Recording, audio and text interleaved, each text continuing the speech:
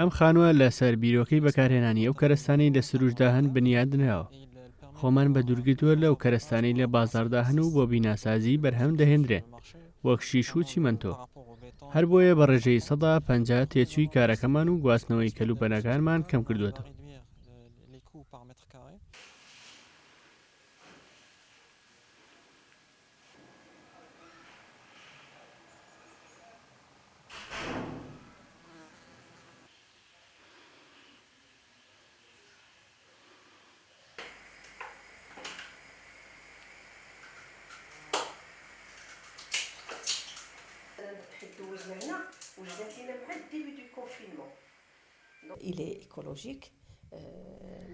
ئێرە ژینگەیەکی خاوێنەوە بە تەواوەتی دوورە لە مادەی کیمیایی و هەروەها جەنجاڵ.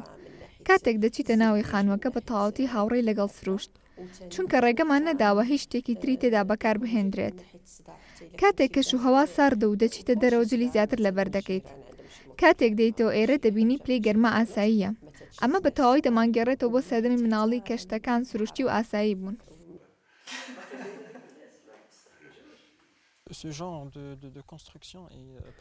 ئەم شێوازە لە بیناسازی پارێزگاری دەکات لە سروشتی ناوچەکە. هەروەها هاوسەنگی بۆ ڕێژەی کاربۆن لە هەوادا دەگەڕێنێتەوە. هیچ جانێک بە سروش ناگەێنێت، چونکە سەرجەم ئەو کەرستانەی لە دروستکردنیدا بەکارهاتوون سروشتین و گازی دووەم ئۆکسجین دەرنادەن. ئەمەش سەرکەوتن و دەستکەوتێکی گەورەیە بۆ ژینگەی زەوی.